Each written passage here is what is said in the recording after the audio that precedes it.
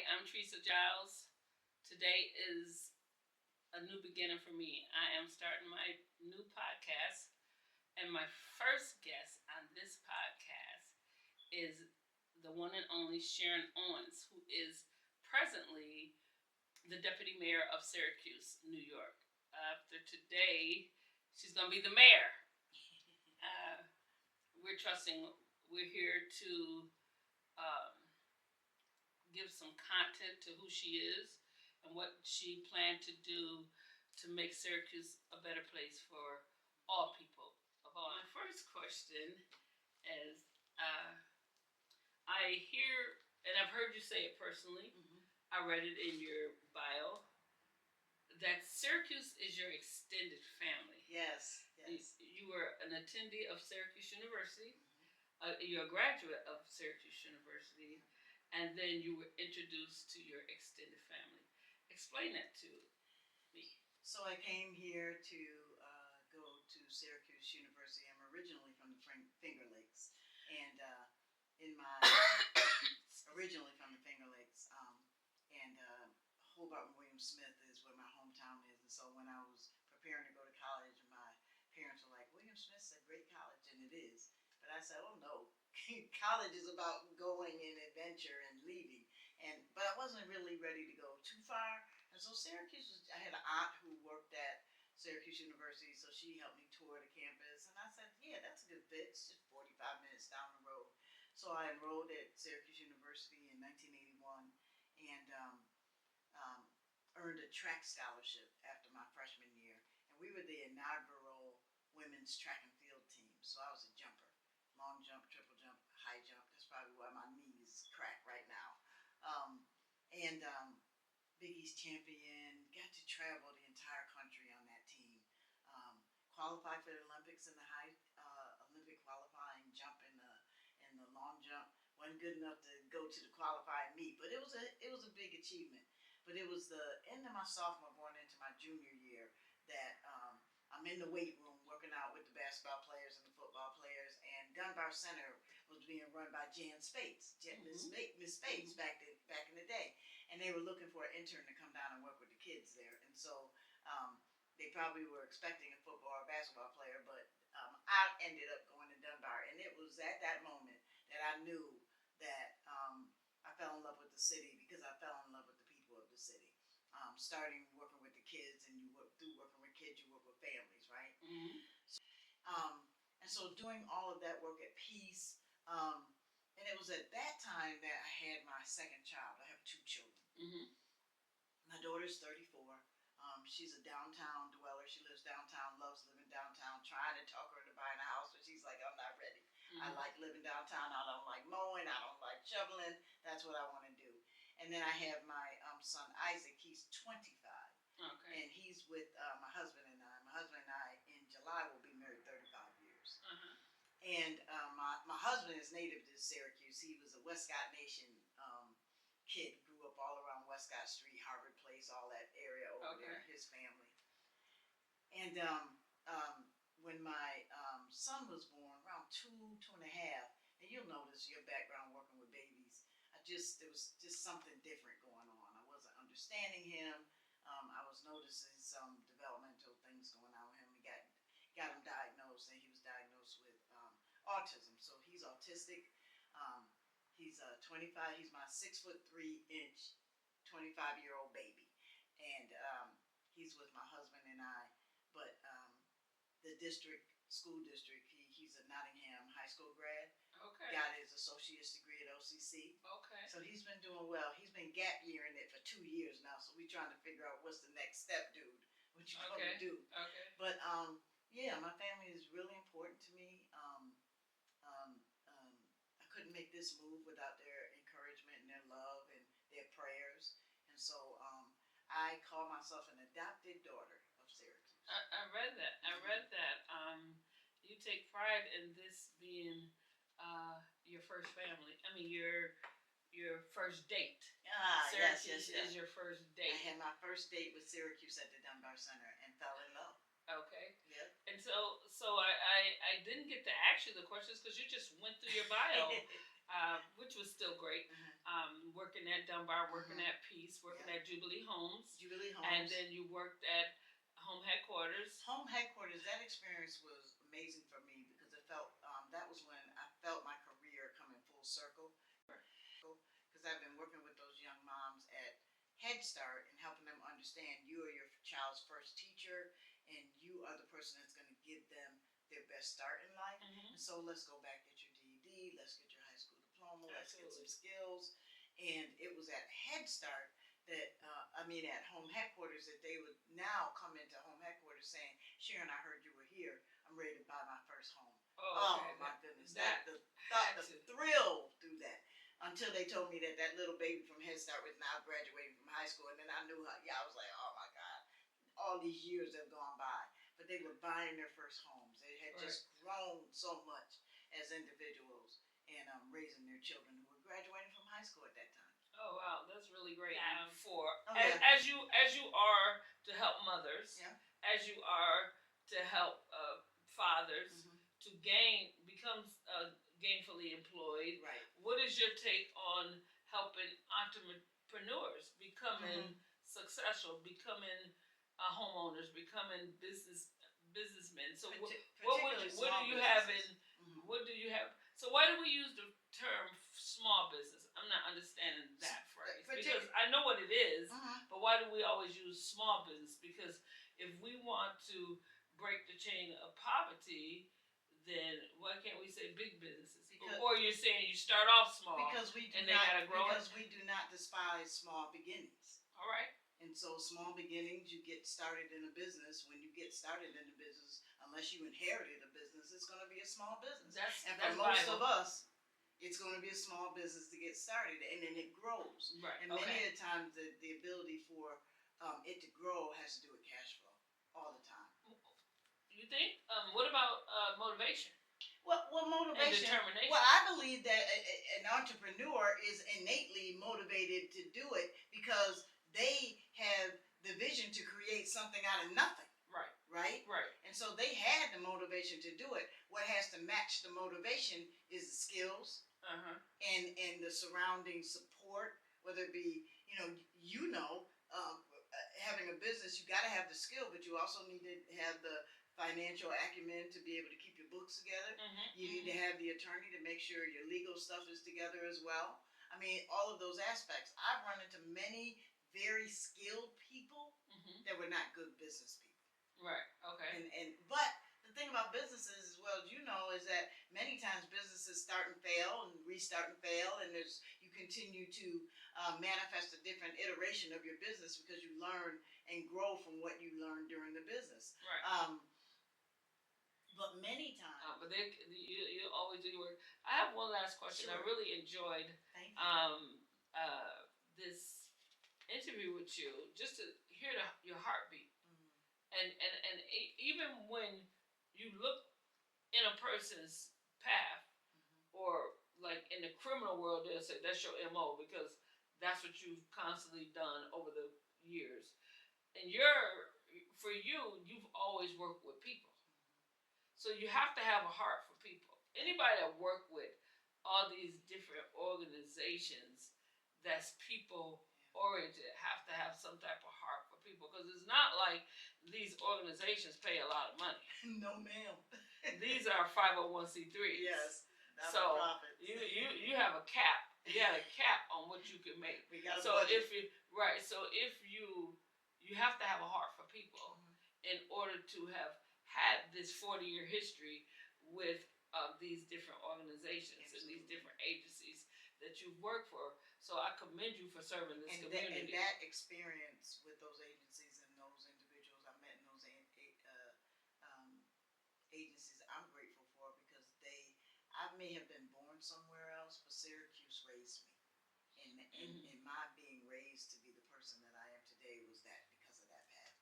And the thing is, the Bible says anyone want to be great, let them serve.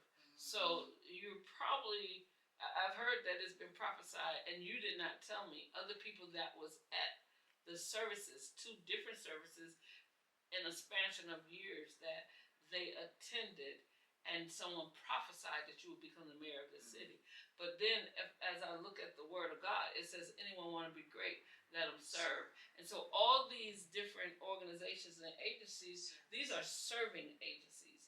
They serve the needs of the community, and you have been a part of that. And so that's why it is probably that is why you're going to be the next mayor, because you have served and you've earned it by by the principles of the Bible, which says anyone want to be great, let them serve. And so all the time, I'm not a politician, I'm a public servant. Right. I heard you talk about that with the gentleman that didn't want to get his suit dirty. You said, "Do you want to work?" You know, because you had your jeans on, and do you like employment? Right. And so just to have you in this community,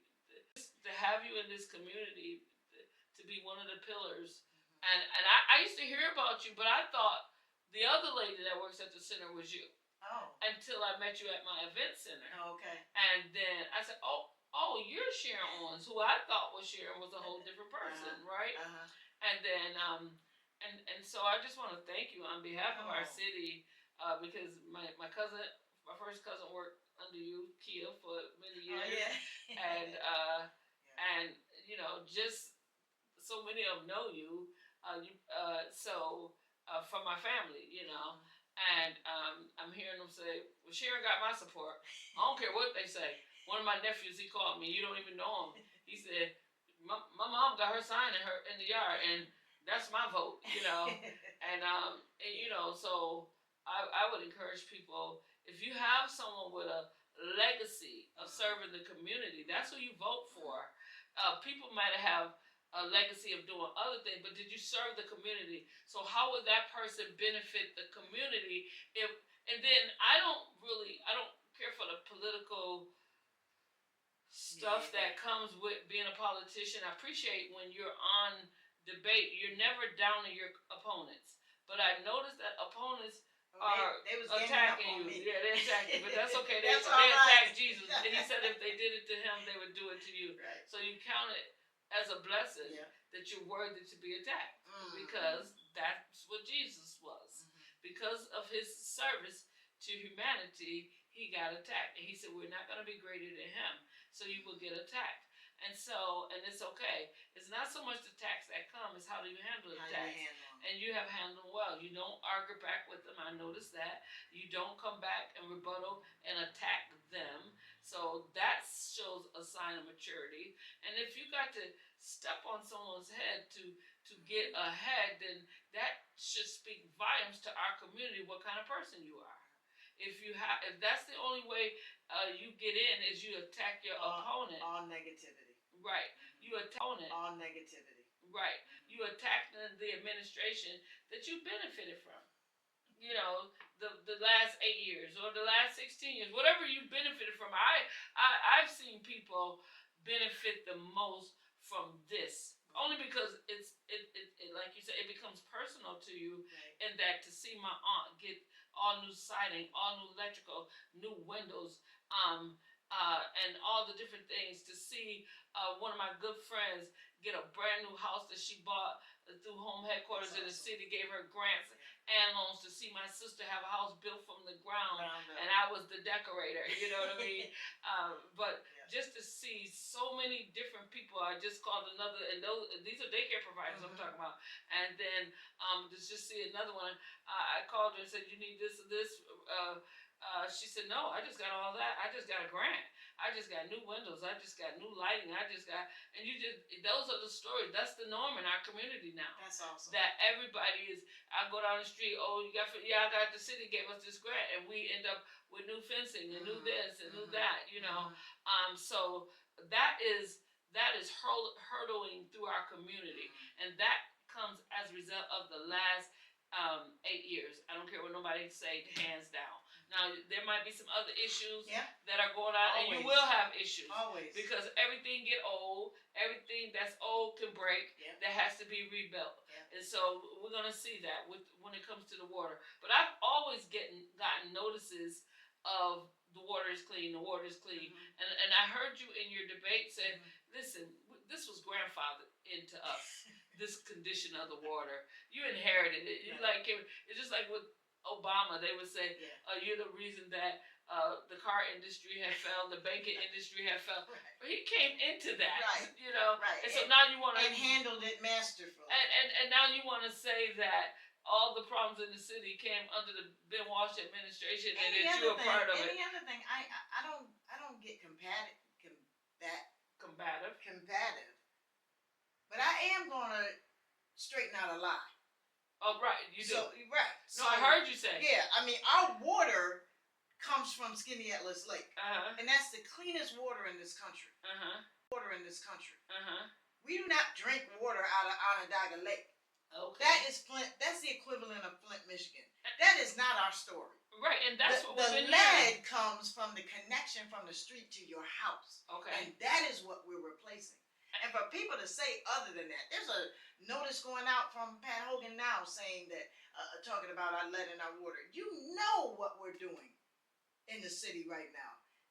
That kind of methodology, that's how you will govern. Absolutely. Is to be nasty and misleading like that. Because he's on the Common Council. Yes. So you know all the stuff that's going on. But see, now when we play this political game, and these are things you voted on as council members, right? You can't spend a dime without them approving it. And so now you want to know that, and I have allowed a question or two to come to me to ask you. So this person says, what do you have planned to help develop Black businesses and create a Black middle class in Syracuse? So again, whether it is the job creation by helping to train people, there's a lot of people who have transferable skills that can go from maybe a low-paying job or unsatisfying job to come into these paths for whether it's construction or whether it's working at Micron. And there are a lot of other businesses in our community because of Micron coming that way to build. Our middle class in Syracuse back in the 90s, the 80s and 90s were built because people worked in those factories. New Process Gear Carrier, GE, Miller Brewery, I'm missing one, Crucible, built a middle class of Black people. Mountain View was like Black Wall Street to me when I got here and stayed in Syracuse. Right? And that was because people had sustainable, good-paying jobs. Okay. That is how we do it. Okay. That's how we do it. Okay. So the next question is, we heard that there was a one-stop business development program developed by Joseph Bryant and Dwayne Owens that Mayor Walsh supported. Will that get started? Heard he pledged $500,000, and will you help secure the other $500,000 that was pledged by county executive? So we supported the one stop with $400,000. Okay. And the county executive would have to do it, supporting. The one stop is in existence right now. It's on the 11th floor of the county building, the Civic Center building. So it's in existence right now. So businesses can go there tomorrow and get supports and understand what supports they would need to help their business grow. And then they refer them to the city for those resources we have. They're available to them. But when you become mayor, yes, what is your plan to eradicate poverty? So poverty is a financial definition. It is for you to be categorized that you are living in poverty means that your household earns so many dollars. So say for a family of 4, you're under $30,000 a year, which is unimaginable, right? That people survive off of that, barely. In order to change a person's from poverty, move a person out of poverty, you've got to increase the income that's coming in their house. How do you increase income for people's homes? Is that you have to train them to go to work. Which again is why I'm really proud of the work I've been doing with the workforce training that we've done. I had a mom, her son graduated from Pathways to Apprentice, that's the one that gets people prepared for the I-81 project, to work on the project. And they go into the trades, apprenticeships in the trades, building trades. And this particular young man is with the electrical trades. And his mom was saying, oh yeah, he's doing well. And when you become mayor, is there anything at the city? And I said, Mom, do you realize how much money your son is making right now? They just the amount of money per hour plus the overtime, and her eyes lit up. I was like, your son is doing very well, much better than I'm going to be able to pay him at the city of Syracuse. It's hard work, but he is in an amazing union. The electrical trades, it is going to be a trade, it's going to follow him the rest of his life, and he is earning a very good living. Okay. And that is how, and it's important because able to send your kids to college, able to buy your first home, able to live instead of survive, right? Okay. Mm-hmm. And so that is the path for getting people out of poverty, is ensuring that we're moving folks. The other thing about the workforce that we're working on is that I've said to all the partners that, so you walk into one of our training centers, because you're like, oh, I want to do that particular trade for what's going on in Micron. We're not just going to assess you and your skills and how we move you along, but we're going to ask about every other adult in your house. Okay. Because think about it. Most people that move into middle income do it not just with one income. It takes multiple incomes. And so even if either other individuals in the family don't want to do the same trade that the person that came into the room is going to do, they may be, I'm interested in nursing, or I'm interested in the hospitality field. Or they need additional training to get an opportunity to be increased or get a raise or get a promotion in the job they have. Okay. Right? So we have to not just identify individuals, but we have to identify family training and growth. Okay, so that's collective growth. Now, she said education is the foundation for prosperity. Absolutely. And so I'm asking you how so? Because I say that because we know a lot of billionaires that didn't get an education. They didn't get a formal degree. They dropped out. He didn't get a formal degree, but for everyday individuals like us, when I think of a pathway to an opportunity, it's education. Now, education comes in a lot of different ways. There's a traditional education. There's the pathways to, some of those individuals from Pathways dropped out of school, but they got this construction training. Okay. And their GED at the same time. Oh, okay. Right? So education comes in a lot of different forms. The most important thing is the education that leads to a path. So we don't train anymore. One thing I said was, I don't want to see any more file folders full of certificates of completion for people and they don't have a job. Okay. So our methodology now is we train for the industry. So the industry comes into town and says, we need these workers. So we train for that industry with a direct pipeline to employment. Okay. Because and the other thing we do now when we train is we pay people while they're being trained. Okay. You can't expect people to quit their job. Maybe we can manage it, but I can't expect you for a 12, 16, 20-week program to quit your job, to do that in hopes to get a job. Right. No, that doesn't make any sense. Right. So the city have a program. It's called Pathways to Apprenticeship. Okay. Ebony Farrell is an amazing young black woman that runs that program. We've graduated maybe 120 young men and women who are working on that I-81 project. That is absolutely. Earning prevailing wage, which means they're earning, depending on how many years they've been there, between $35 and $50 an hour. Okay. That's some serious money. That's money. But we also have to do financial literacy, credit report, so you're just not getting paid and you don't have a bank account, and we gotta prepare people. Or getting paid without a plan. Without a plan. Absolutely. You gotta get paid with a plan. Get paid with a plan. Okay. So again, thank you, Sharon. Thank you, and I'm honored to be your first guest. Yes, and Here we have Sharon Owens, our next mayor for Syracuse. It has already been prophesied. You might as well get on board. Thank you. And she's worked with families for the last 40 years of her life.